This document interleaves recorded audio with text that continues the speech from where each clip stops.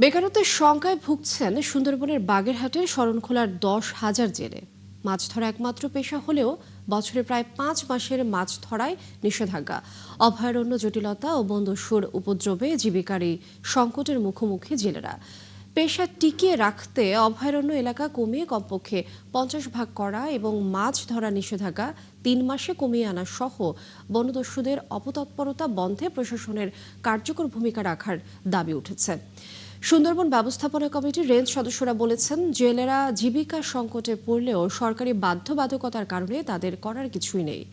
সংবাদদাতা নজরুল ইসলাম আকনের পাঠানো তথ্য ছবিতে প্রতিবেদন।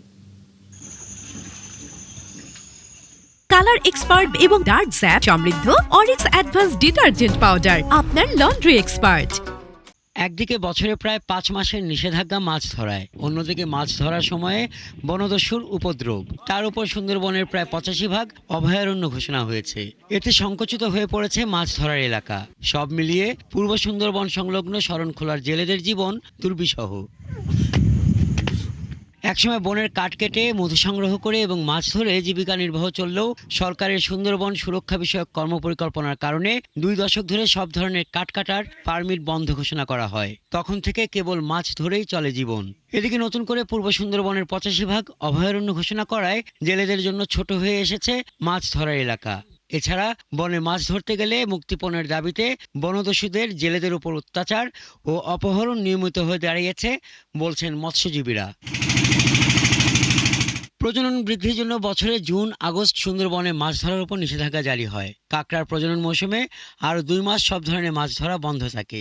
অবরোধ শেষে নতুন করে নৌকা মেরামত, জাল তৈরি করা সহ পাস পারমিট নিয়ে বনে যেতে মহাজনদের কাছ থেকে দাদন ও ধার দেনা করে মাছ ধরতে যেতে হয়। সুন্দরবনে যে খাল আছে 10টা খাল থাকলে তার ভিতরে 5টা বাদ হয়ে গেছে, সেখানে অবরোধ দেওয়া, সে খালে ঢোকা যাবে না। সেখানে যদি ঢুকতে না পারি, এমনিতেই আমরা জালে বেশি হয়ে গেছি, নদী নালা আমাকে কম হয়ে গেছে। এখন আমাকে নিজেকে কষ্ট হচ্ছে, খুব বাস্তি করতেছে না। শরণখোলা রেঞ্জে 85 ভাগ অভয়ারণ্য দিছে, ওই চাঁদপাই রেঞ্জে 20%। আর আমাকে এইটাই দিয়া কি লাভ? আর আমরা এখন জেলেরা কোথায় যাব? সাবেক সরকারের বন উপমন্ত্রী ছিলেন হাবিবুন নাহার, ওনারই এলাকা চাঁদপাই রেঞ্জ। উনি সেখানে 10% অভয়ারণ্য ঘোষণা করে আমাদের শরণখোলা রেঞ্জে 92% অভয়ারণ্য ঘোষণা করেছে।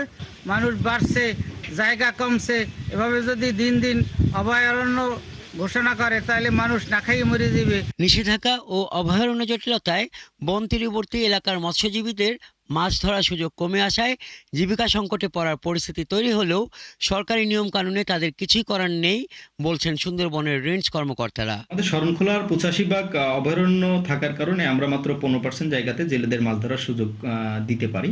এটা আমাদের বন এবং বন্যপ্রাণী এবং আমাদের জীববৈচিত্র্য রক্ষার জন্য সরকারের নীতি নির্ধারণ পর্যায় থেকে সিদ্ধান্ত। বনদস্যুটাই একমাত্র কারণ, যেটা জেলেদের সংখ্যার জায়গা, বাকি কারণগুলো বন বিভাগ থেকে গ্রহণ করা হয়েছে। পেশা টিকিয়ে রাখতে অভয়ারণ্য এলাকা কমিয়ে কমপক্ষে 50 ভাগ করা এবং বছরে 5 মাসের নিষেধাজ্ঞা 3 মাসে কমিয়ে আনা সহ বনদস্যুদের অপতৎপরতা বন্ধে কার্যকর ভূমিকা রাখতে প্রশাসনের কাছে দাবি তুলেছেন জেলেরা। হাসান আহমেদ, 71।